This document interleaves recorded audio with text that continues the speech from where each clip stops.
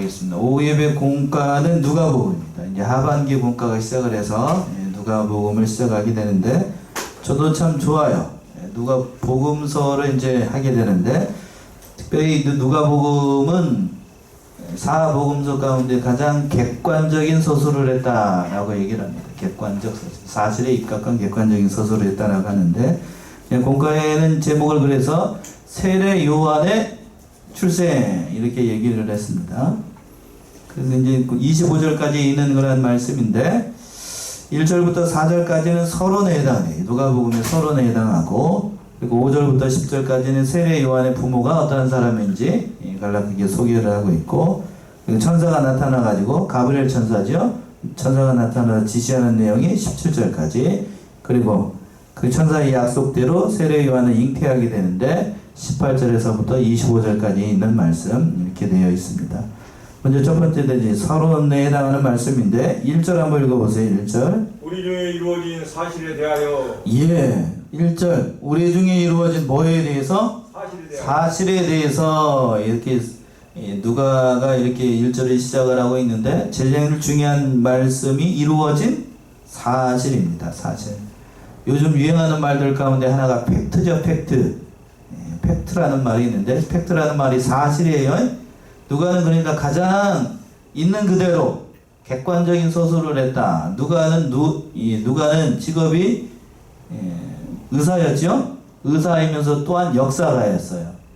그리고 예수님의 제자는 아니었지만 사도 바울의 주치이면서 그 옆에서 봤던 것들을 가장 그러니까 역사가니까 그거대로 이제 차례대로 체계적으로 썼어요. 누가복음과 사도행전이 바로 누가의 작품인데 그래서 참 잘 썼어요. 잘 썼어. 그리고 객관적으로 잘 썼고 또 여러 가지 의학적인 용어들도 많고 누가복음에는 그런 의미가 있습니다. 그래서 그걸 이제 썼는데 2절 보시면 2절이요. 처음부터 말씀의 목격자 되고 일꾼된 자들의 전하여 준 그대로 내력을 저술하려고 붓을 든 사람이 많은지라. 처음부터 말씀의 목격자 되었다라고 했는데 여기 말씀 예수님을 가리키니까 예수님을 목격한 사람들이 그 내력을 따라서 붓을 든 사람들이 많았습니다. 왜 그랬는가? 예수님이 승천하시고 난 다음에 30년 정도 지나고 난 다음에 베드로를 비롯한 사도들이 이제 소천을 하게 됐습니다. 그러고 난 다음에 사도들이 죽고 난 다음에 그 믿음의 계대를 이어가도록 하기 위해서 이제 마태복음, 마가복음 면제라고 얘기하는데 마가복음 이렇게 기록을 하게 됐어요. 그러니까 그 목적을 따라서 믿음의 계대를 이어가도록 하기 위해서 신앙을 보존하기 위해서 이 누가도 그 사실을 따라서 이 누가복음을 기록하게 된다라고 하는 거예요. 중요한 사실이 뭔가 하면 3절에 있는 말씀인데 3절 한번 읽어보세요. 그 모든 일을 근원부터 자세히 미루어 살핀 나도 데오빌로 각하에게 차례대로 써보내는 것이 좋은 줄 알았노니. 중요한 사실이 뭔가 하면 역사가였던 누가는 어디서부터 밝히 본다라고 했는 모든 일을 어디서부터? 근원부터 자세히 미루어 살핀 나도 라고 얘기했습니다. 그러니까 근원부터 누가복음을 쓸 때의 중요한 사실이 뭔가 하면 그 근본 의도가 뭔지를 살피고 했다는 얘기예요. 그러니까 가까이 따라 미루어 살핀다는 의미는 가까이 따라갔다, 자세히 보았다라는 의미가 담겨 있는데 그래서 다른 복음서에서는 일어나지 않았던 것을 잘 기록을 했습니다. 그리고 또 특별히 누구에게 이거를 차례대로 얘기를 했냐면 데오빌로 누구요? 각하에게라고 되어 있죠. 성경에 나와 있는 이 데오빌로라고 하는 사람이 누구인지 정확히 잘 몰라요. 그러니까 다만 누가복음과 사도행전의 수신자, 편지를 받아보는 사람이라는 것 정도만 알지 정확하게 누구인지는 알 수가 없습니다. 또 뒤에 직함이 붙어 있어요. 뭐라고 되어 있냐면 각하라는 말이 있죠. 자, 각하라는 말은 보통 어느 때 쓰죠? 우리나라 같은 경우에 대통령에게만 썼던 표현이에요. 대통령에게. 그랬죠? 박정희 대통령 각하. 저도 어렸을 때 그렇게 불렀던 것 같은데 요즘은 각하라는 말을 안 쓰고 그냥 님이라고 붙이죠. 님이라고 붙입니다. 군사 문화의 잔재라고 해가지고 각하라는 말을 안 쓰는 게 옳다라고 하는데 저는 그렇게 썩 좋아하는 표현은 아니에요. 님자라고 붙는 걸 갖다가 대통령에게는 이러한 표현을 하는 것도 좋은 것 같아요. 높은 관직에 있는 사람이니까. 그리고 또 존경하는 의미도 담겨 있고. 제가 그래서 군대에 다닐 때는, 제가 군대에 있을 때는 각하라는 표현을 했어요. 근데 그 각하라는 표현에서 제가 좀 군대를 늦게 갔는데, 제가 신병 때는 각하라고 외웠습니다. 누구는 각하. 근데 제가 이제 그 신병 때는 그렇게 외웠는데, 일병쯤 다니까 각하에서 뭘로 바뀌었냐면 님으로 바뀌었어요. 김대중 대통령이 이렇게 되면서 님으로 바뀌었는데, 그거는 별로 그렇게 썩 좋지는 않았던 것 같아요. 각하라는 표현이 훨씬 더 좋아요. 그래서 그 얘기를 하려는 게 아니고, 이 사람이 그러니까 굉장히 높은 관직이 있었던 사람이라는 것 정도는 알 수가 있지요. 그래서 차례대로라고 되어 있는데, 이건 체계적으로 기록했다는 얘기예요. 순서대로 기록했다는 의미보다도 체계적으로 누가복음을 기록을 해가지고 알려졌습니다. 4절의 말씀이죠. 4절 보시면, 이는 각하로 그 배운 바의 확실함을 알게 하려 함이로라. 예, 이 사람의 믿음을 세우기 위해서 이 누가가 데오빌로라고 하는 그 각하에게 이 누가복음을 썼다라고 하는 겁니다. 정말 중요한 일을 한 거예요. 여기까지가 누가복음의 서론이고, 중요한 의미는 그 다음에 있는 세례 요한에 대해서 얘기를 하는 거니까 거기에 방점을 두고 우리가 좀 살펴보겠습니다. 5절 보시면, 유대왕 헤롯 때에 아비야 반열에 제사장 하나가 있으니 이름은 사가리아요. 그 안에는 아론의 자손이니 이름은 엘리사벳이라. 예, 유다왕 헤롯 때라고 되어 있는데, 이 유다왕 헤롯은 대헤롯을 가리키는 겁니다. 대헤롯. 그래가지고 이 대헤롯이 예수님이 나실 때까지 이 유대의 분봉왕이 되었는데, 아주 폭군 가운데 한 사람이었어요. 이 사람이 이제 등장하게 되는데, 그때 누가 나타났냐면 아비아의 반열에 있는 제사장 하나가 있습니다. 그 이름이 누구라고요? 사가리아. 사가랴. 이 사가랴가 누구냐면 세례 요한의 아버지예요. 제사장 계열이었습니다. 그리고 그 어머니가 누구라고 되어 있어요? 엘리사벳. 엘리사벳이라고 했는데 영어에서는 엘리자벳이라고 보통 얘기를 하죠. 좋은 이름이에요. 엘리사벳. 그리고 사가랴. 아비아의 반열이라고 했는데, 반열이라는 의미는 다윗 때의 제사장을 그 반열대로 24반열로 나누게 됐습니다. 24반열. 그러니까 1년에 몇 주가 되죠?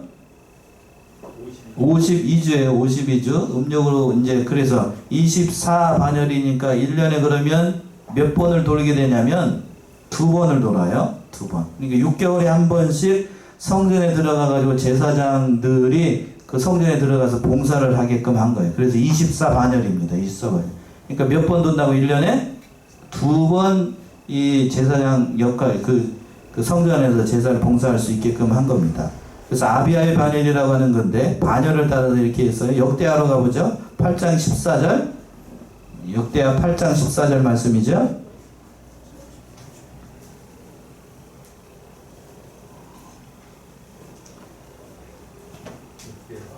역대하 8장 14절. 솔로몬이 또 그 국신 다윗의 정규를 쫓아 제사장들의 반차를 정하여 섬기게 하고 매일 사람에게도 그 직분을 맡겨 매일에 합의한 대로 찬송하며 제사장들 앞에서 수종들게 하며 또 문지기로 그 반차를 쫓아 각 문을 지키게 하였으니 이는 하나님의 사람 다윗이 전에 그렇게 명하였습니다. 예, 그 솔로몬 때에도 그렇게 한 거예요. 반차, 반열이라는 말이 있는데 그거예요. 그러니까 그걸 따라서 왜 이렇게 했냐면 너무 제사장의 그 역할이 무겁고 힘들어요. 힘들다고요. 그러니까 6개월에 한 번씩 한 주 동안 제사장의 제사장들이 레위 사람들과 같이 반차를 따라가지고 우리식으로 얘기하면, 쉽게 얘기하면 순번이에요. 순번. 이해되시죠? 간호원들이 24시간 풀 근무를 하잖아요. 그때 그래서 그 반차를 따라가지고 한 주간에 한 번씩 이 제사장들이 이렇게 큰 근무를 도는 거예요. 순환 근무를 도는 겁니다. 이해되시죠? 그래서 그렇게 하도록 하기 위해서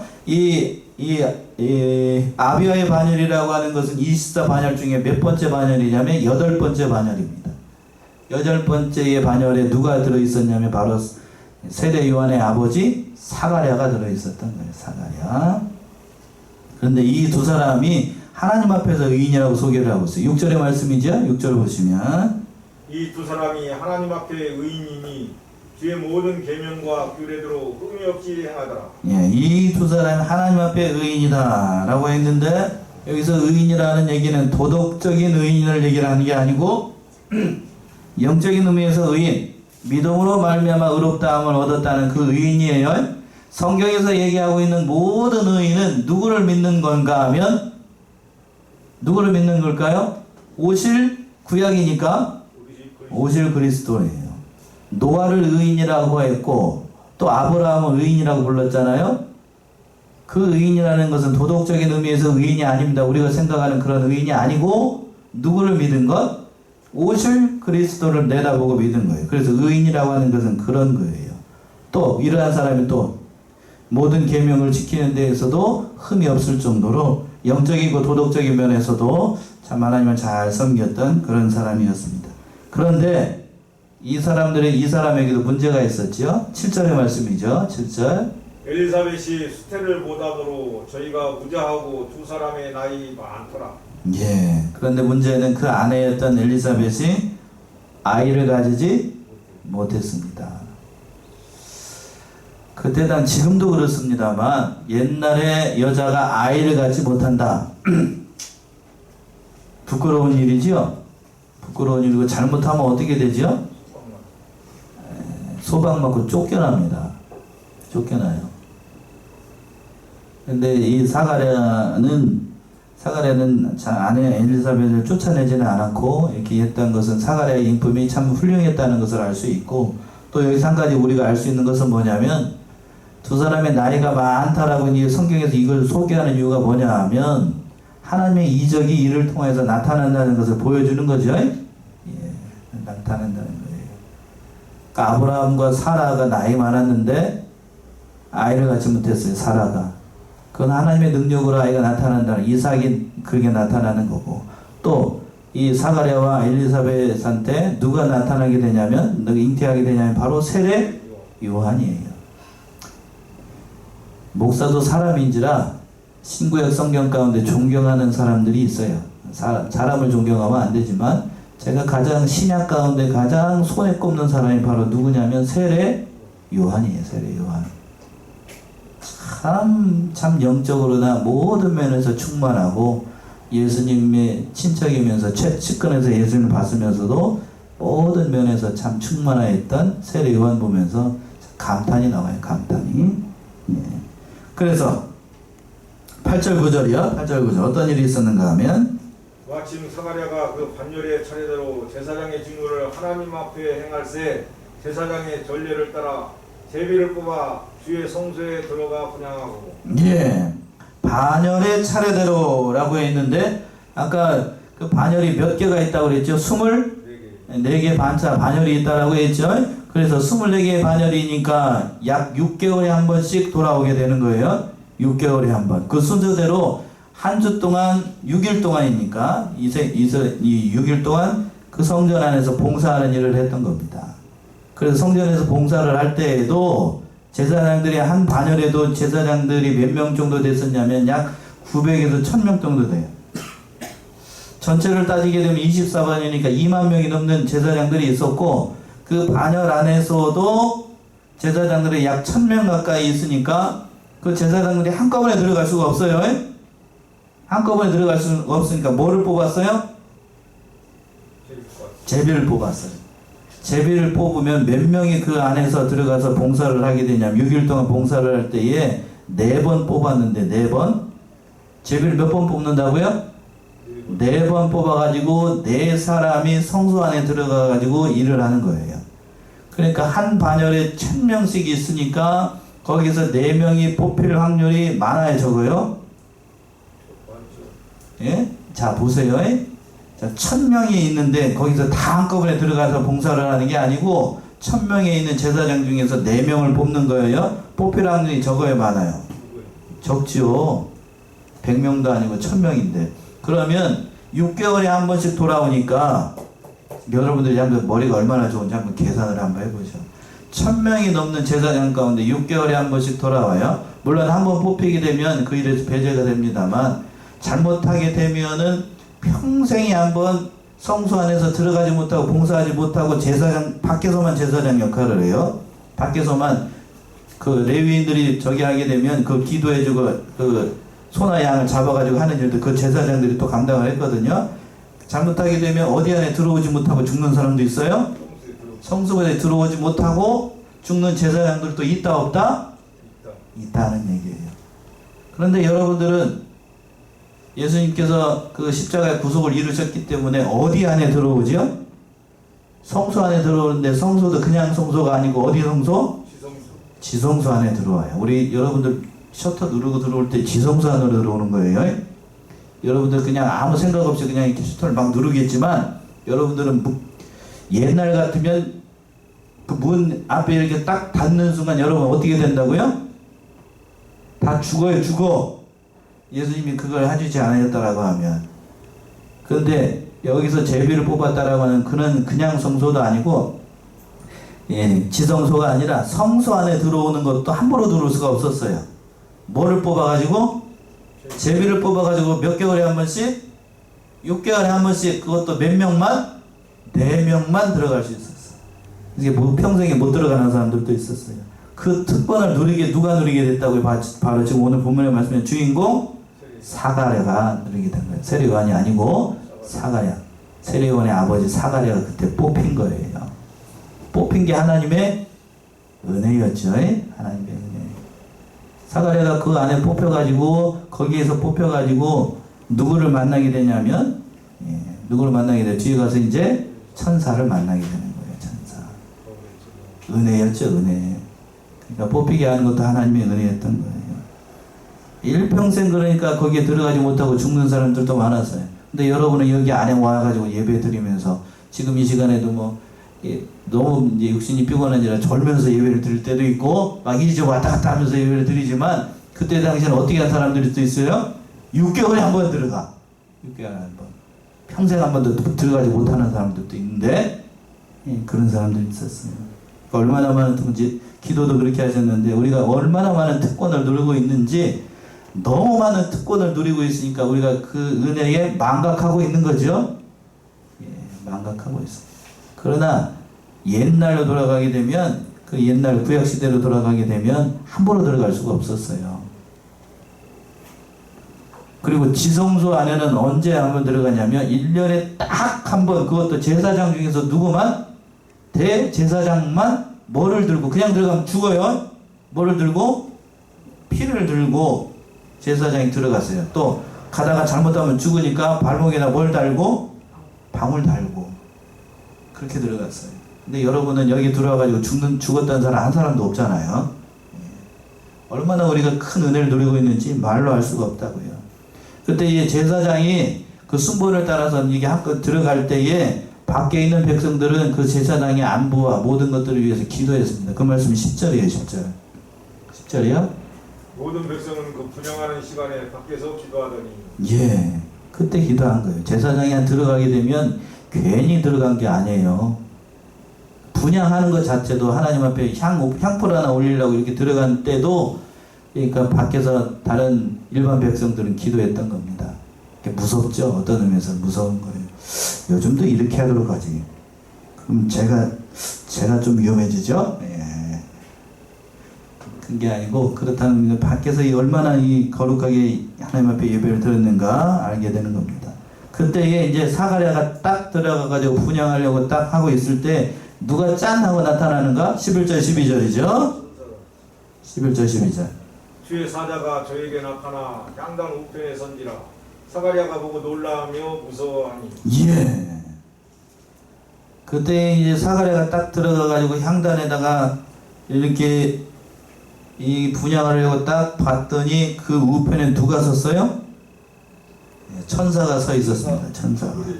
그러니까 이 뒤에 가게 되면 19절에 있는 것처럼 주의 사자 가브리엘이라고 되어 있는데 얼마나 놀랐겠어요.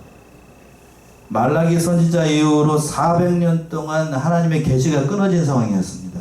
그때에 하나님의 계시가 그때 당시 제사장이었던 누구에게요? 사가랴에게 짠 하고 나타났으니까 사가랴가 그걸 보고 기겁을 한 거죠. 기겁을 했어요. 오줌 안 샜으면 다행인 것 같아. 얼마나 놀랬겠어요. 마치 귀신을 본 것처럼 크게 놀랬을 겁니다. 그래서 사가랴가 그걸 보고 놀래니까 천사가 얘기를 합니다. 13절이죠. 13절. 천사가 일러 가로되 사가랴여 무서워 말라.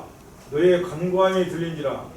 네 아내 엘리사벳이 네게 아들을 낳아주리니 그 이름을 요한이라 하라. 예, 천사가 무서워 말라 라고 이제 먼저 안심을 시켜주고 난 다음에 너의 간구함이 들렸다라고 이제 천사가 얘기를 하는데, 그렇다면 사가랴가 뭘 간구를 했을까요?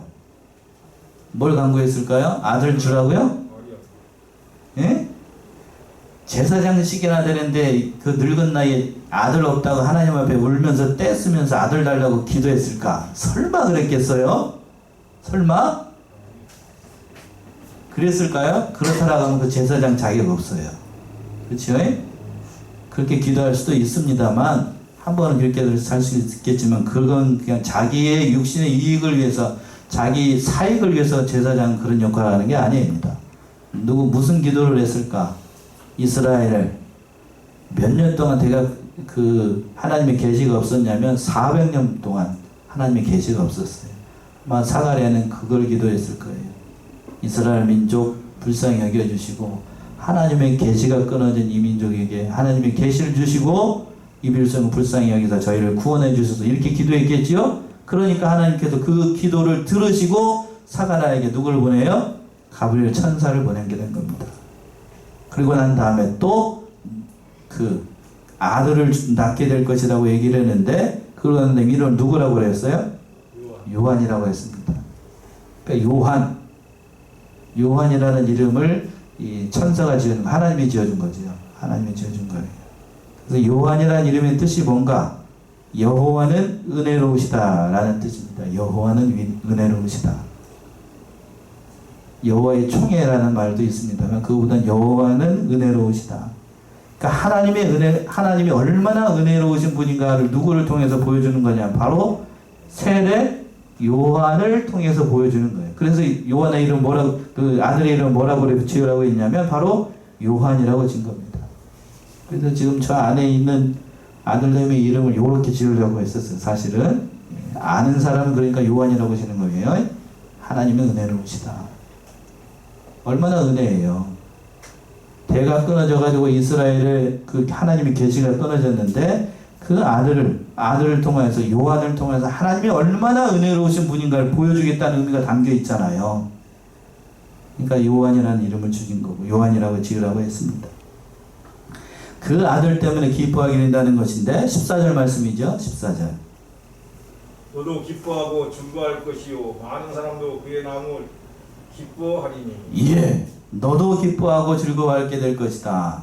개인적으로도 기뻐하게 된다는 얘기인데, 맞지요? 세례 요한, 찍어서 구분하기 위해서 세례 요한이라고 해요.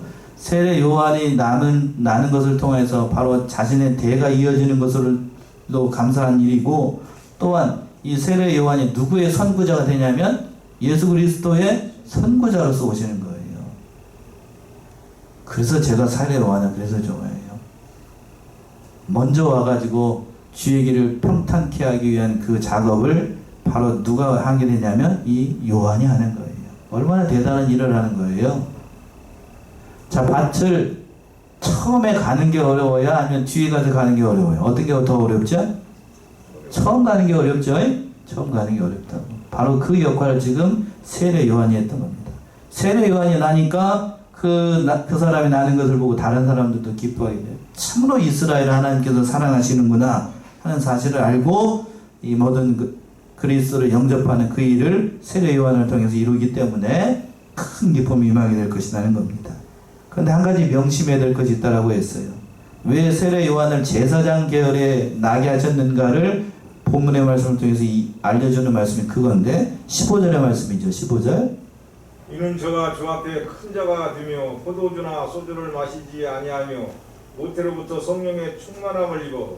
예, 저가 어떤 자가 된다고 했어요? 주님 앞에서 큰 자가 된다고 했어요. 이 말씀처럼 이게 이루어지게 되죠. 예수님이 여자가 낳은 자 중에 가장 큰 자라고 누구를 인정하죠? 바로 세례 요한을 인정합니다. 세례 요한을 인정하게 되고, 그리스도의 선구자 역할을 하게 되는데 또 뭐를 마시지 말라고 그랬어요? 포도주나 소주를 마시지 말고. 이것은 구약시대에 있었던 나시린의 규약입니다. 나시린의 규약. 그러니까 모든 계열, 이 제사장 계열의 나게 한 이유가 여기 있었던 거예요. 나시린의 규약을 제대로 지킬 수 있는 것은 일반 백성으로 나면 어렵겠지요. 그러니까 제사장 계열이었던 이 사가랴, 엘리사벳에게 태어나도록 한 거고. 그리고 또 중요한 사실이 뭔가 하면 어디로부터 성령이 충만을 입었다고요? 여러분 졸고 계세요? 어디로부터? 모태로부터 성령의 충만을 입었어요. 태중에 잉태되는 순간 뭐를 입었다고요? 성령의 충만을 입었습니다. 그래가지고 그 성령의 충만함을 받아가지고 모든 일들을 잘 감당하게 되는데, 태중에 그 아이가 영적으로 예수 그리스도를 알아보고 뛰놀았죠? 1장 41절 아니에요. 1장 41절이요? 1장 41절. 엘리사벳이 마리아의 무난함을 들음에 아이가 복중에서 뛰노는지라. 엘리사벳이 성령의 충만함을 입어. 예. 여러분 이거 믿으시나요? 네, 믿으시는 분 한 분밖에 안 계시는 것 같네. 태중의 아이, 눈이 있어요. 그렇다고 귀가 들리기를 해요. 뭐가 하기를 해요. 예? 그 마리아가 그 아이, 임신한 아이, 그리스도죠. 예수님이죠. 예수님을 잉태해가지고 엘리사벳에게 딱 오니까 그 태중에 있는 세례 요한이 성령을 힘입어가지고 마리아의 태중에 있는 아이를 보고 어디 뱃속에서 어떻게 됐다고요? 여러분 믿으셔요 이걸? 믿는다고 하신 분들은 믿음이 대단한 건지 아니면 영안이 대단한 건지 그런 거예요. 그런 거. 그래서 이걸 제가 왜 물어보는 거냐면, 이거를 믿지 않는 사람들이 성경을 연구하는 학자들 가운데도 많아요. 뱃속에 있잖아요. 그냥 있는 것도 아니고 나와 있는 것도 아니고. 세례 요한이 어디에 있었다고요? 6개월 전에 있으니까 그 세례 요한도 어디 있고? 엄마 뱃속에 있고. 예수님도 어디 있고? 뱃속에 있고. 뱃속에 있는 아이가 뱃속에 있는 아이를 알아본다. 이거는 믿음이 아니면 설명이 불가능합니다. 맞아요? 믿음이 아니면 설명이 불가능한 거예요. 설명이 불가능해. 뭘 포기를 해? 뭔 포기? 뱃속에 있는 아이가 물소리밖에 안 들릴 텐데. 물소리밖에 안 들리죠. 엄마 뱃속에 있으면 물소리밖에 안 들린대요. 물속에 있으니까. 양수 안에 있잖아요. 물속에 있는 아이가 물속에 있는 아이를 알아본다. 그것도 다른 뱃속에 있는. 이게 설명이 안 되는 거죠. 신비죠, 신비. 그러나 이 성령의 충만을 받아가지고 세례 요한은 그 건너편에 있는 예수님 알아봤어요. 뱃속에서부터. 신비죠, 신비. 신비. 그래서 그 아이를 통해서 무슨 일을 할 것인가? 16절이요. 이스라엘 자손을 주 곧 저희 하나님께로 많이 돌아오게 하겠음이니라. 예. 세례 요한이 뭐를 할 것인가? 바로 예수님에게로 돌아오는 사람들 많이 감당할 바로 세례 요한을 나게 하실 것을 얘기를 하는 겁니다. 저가 또 어떻게 하는가? 17절이요. 저가 또 엘리야의 신령과 능력으로 주 앞에 앞서 가서 아비의 마음을 자식에게 거스르는 자를 의인의 슬기에 돌아오게 하고 주를 위하여 세운 백성을 예비하리라. 예. 그래, 세례 요한이 누구의 심령을 가졌다고 그랬냐면 엘리야의 심령을 가졌다고 그랬죠. 그러니까 세례 요한의 특징을 한마디로 얘기한다라고 하면 이미 앞에서 얘기한 것처럼 뭐가 충만한 사람? 성령이 충만한 사람. 저를 위해서 기도를 그렇게 해주시는데, 기도를 한다라고 하면 이런 정도는 돼야 돼. 그렇죠? 성령이 충만함을 잃어버리려면 어느 정도? 이렇게 돼야 되겠죠. 건너편에 있는 사람이 뭔지를 다 알 정도로 그냥 성령의 충만함을 받았다. 아주 대단한 영권을 가졌던 사람이 누구요? 세례 요한이었어요. 세례 요한. 그러니까 세례 요한 앞에서는 귀신 들린 사람이나 뭔 사람들이나 그냥 꼼짝을 못했어. 그렇죠? 다른 그 세상에 있는 모든 사람들이나 권세나 권력을 가진 사람도 세례 요한 앞에서는 벌벌 겼습니다. 영권이 대단하기 때문에. 영권이 대단해요. 그러니까 참 그랬던 겁니다. 한 가지 더 말씀을 드리면, 주기철 목사님 사모했던 누구죠? 우정모 사모. 오종모 사모가 이 성령이 충만해가지고 이 영권이 대단히 강했다고 해요. 그러니까 주기철 목사님이 소천하시고 난 다음에 그 산정원 교회를 이제 이렇게 저기할 때에 다독거릴 때에 누가 역할이 가장 컸냐면 바로 오종모 사모 역할이 대단히 컸대요. 주기철 목사님이 일제 그 신사참배를 거부하다가 죽잖아요. 순교하시고 난 다음에 흩어져 있는 교인들을 다독였던 사람이 바로 오종모 사모예요. 오종모 사모. 그래서 저기 산정원교회 그때 당시 그 교인들이 그랬대요.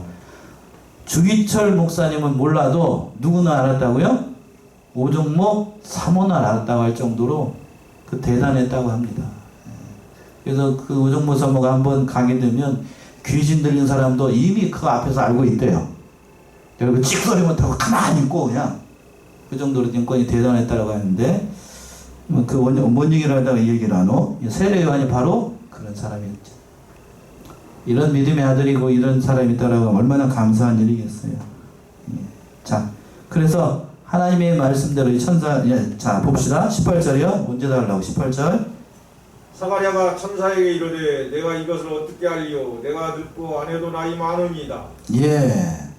천사가 이 말을 해주니까 사가랴는 이걸 믿을 수 있어요, 없어요? 아무리 제사장이라고 해도 이걸 믿을 수가 없으니까 어떻게 알리오? 이 말은 어떻게 그런 일이 가능하겠습니까? 라는 뜻이 담겨 있어요. 그러니까 나도 늙었고 아내도 늙었는데 어떻게 이게 일이 가능하겠습니까? 라고 했더니 천사가 자신의 신분을 얘기를 합니다. 그 말씀이 19절. 천사가 대답하여 가로되 나는 하나님 앞에 섰는 가브리엘이라 이 좋은 소식을 전하여 네게 말하라고 보내심을 입었노라. 예. 천사가 자신의 신분을 얘기해요. 뭐라고 얘기하냐면 나는 누구 앞에 섰어요? 하나님 앞에 섰는 가브리엘이라. 자신의 신분을 얘기를 합니다. 자, 하나님 앞에 서 있어요. 아무나 서 있을 수 없죠? 하나님 앞에 서 있는 가브리엘이라. 이 좋은 소식을 전하여 내게 말하라고 보내심을 이번 하나님의 직접 이 가브리엘 천사를 보냈다고 합니다. 성경 전체에서 가브리엘이라는 단어가 나오는 것이 총 4번 나와요. 몇 번이요? 시간 있으면 다 찾아봤으면 좋겠는데 4번 나오는데 신약 성경에서는 어디만 나오고 누가복음에만 2번 나와요. 여기서 1번 나오고 또 어디서 1번 나올까요? 바로 뒤에 누구의 수태고지를 얘기를 할 때에 예수님의 수태고지를 얘기를 할 때에 마리아에게 한번 나타나요. 예? 그러니까 사가랴한테 한번 나타나고 누구한테 한번 나타나고 마리아에 한번 나타나고 구약 성경에는 어디에서 나타나냐면 다니엘에서만 나타나요. 다니엘이 하나님의 사자로 나타나가지고 그 이상중을 해석해 주면서 다니엘 8장과 9장 21절에 나옵니다. 그러니까 가브리엘이 몇 번 나온다고 성경에서 4번 나와요. 그러면 마태복음에 나와 있는 요셉이 천사를 봤다라고 했는 그 천사는 뭔가 누군지 정확히 알 수 없어요. 그거는 누군지 정확히 알 수 없습니다. 그러니까 가브리엘이라는 단어가 나오는 건 성경이 몇 번이라고요? 4번. 나는 가브리엘이라 라고 이렇게 나타난 거예요. 그래서 이 좋은 소식을 너에게 알리기 위해서 하나님으로부터 보내줌을 받았다라고 하는 겁니다. 그리고 난 다음에 이 사가랴가 이것을 믿지 못하니까 하나님께서 한 가지 방법을 얘기를 하죠. 20절이죠. 20절 빨리 가야 되겠네요. 20절. 보라 이 일에 되는 날까지 네가 벙어리가 되어 능히 말을 못하리니 이는 내 말을 네가 믿지 아니함이니와 때가 이르면 내 말이 이루리라 하더라. 예. 믿지 않으니까 이 사가랴가 뭐가 되게 했어요? 벙어리가 되게 했습니다. 이거를 어떤 사람들은 과격하게 해가지고 징계다 라고 얘기를 하는 사람들도 있어요. 물론 그런 의미가 담겨 있기도 합니다만 징계의 의미보다도 표적의 의미가 가진 것 같은 것 같아요. 표적. 뭐 때까지 된다라고 했냐면 이럴 때까지 이 말씀이 다 이루어질 때까지 네가 말을 못하게 되면 말을 못하니까 사람들이 뭘 봤다는 거 알 거 아니에요. 그죠? 그 말씀이 뒤에가 나옵니다. 21절 22절. 백성들이 사가랴를 기다리며 그의 성소 안에서 지체함을 기이 여기더니 그가 나와서 저희에게 말을 못하니 백성들이 그 성소 안에서 이상을 본 줄 알았더라. 그가 형용으로 뜻을 표시하며 그냥 벙어리대로 있더니. 예. 밖에서 이제 사가랴가 너무 늦게 나오니까 기다리고 있는 사람들 왜 안 나오지? 혹시 죽었나? 라고 생각을 할 때 사가랴가 나와가지고 지체하는 것을 보고 백성들이 얘기하는 겁니다. 뭘 봤구나.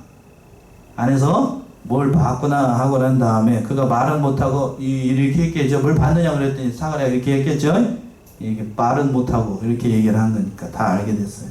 그리고 난 다음에 23절 그 직무의 날이 다 되매 집으로 돌아가니라. 직무의 날은 6일 동안 계속됐습니다. 6일이 지나고 난 다음에 집으로 돌아가 있어요. 그러고 난 다음에 수태하게 되는데 24절이요. 이후에 그 안에 엘리사벳이 수태하고 5달 동안 숨어 있으며 가로되 25절까지 주께서 나를 보시는 날에 인간의 내 부끄러움을 없게 하시려고 이렇게 행하심이라 하더라. 예. 그리고 난 다음에 엘리사벳이 잉태를 하게 됩니다. 누구죠 이게? 요한이에요. 요한이 낳게 되는데 보세요. 한 가지만 더 말씀드리고 이후에 그 안에 엘리사벳이 수태하고 5달 동안 숨어 있으면서 얘기를 했습니다. 자, 숨겼어요.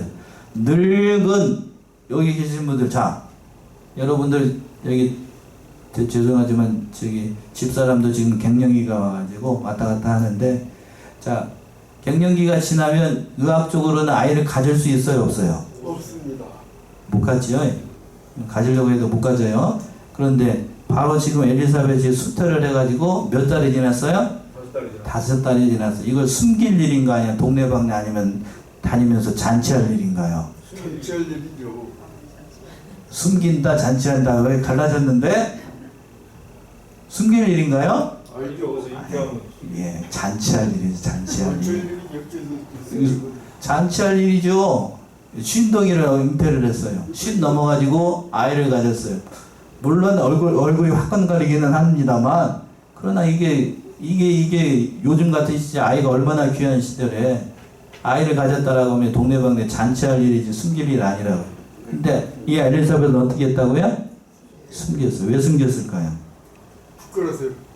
부끄러워서보다도 하나님의 이 일을 통해서 어떻게 이루실 건가를 살핀 거예요. 살핀 거. 부끄러운 것도 있죠. 뭐. 부끄러운 것도 있을 수 그것보다도 그 안에 그 25절의 말씀에 답이 있어요. 25절 보시면 주께서 나를 돌아보시는 날에 인간의 내 부끄러움을 어떻게 하시려고? 없게 하시려고. 부끄러운 게 아니고 부끄러움 없게 하시려고 이 일을 했구나 라고 깨달았던 거예요. 그래서 숨긴 겁니다. 그래서 숨겼어요. 하나님께서 나를 부끄럽지 않게 하시려고, 부끄러운 게 아니고 부끄러움을 없게 하시려고 이 일을 하셨구나 하고 이제 엘리사벳이 깨닫고 하나님 앞에 감사하면서 기도했던 시간이 바로 5개월 동안 이 시간이었어요. 얼마나 감사했겠어요. 그렇죠?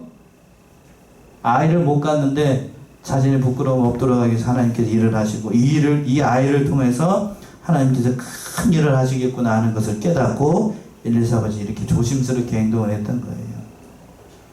자, 25절까지 있는 말씀은 좀 빨리 달려왔는데 참 세례 요한 참 대단한 사람이에요. 대단한 사람. 뒤에서 또 한 번씩 또 나타나게 되겠지만 우리 사랑하는 성화의 성도님들이 바로 이러한 믿음의 과정에서 세례 요한이 출생했다는 사실을 깨닫고 세례 요한과 같은 그러한 믿음, 또 사가랴와 또 엘리사벳과 같은 그러한 경건한 신앙의 사람들이 되어서 하나님의 일을 잘 감당하시는 저와 여러분들이 다 되시기 바랍니다. 기도하겠습니다.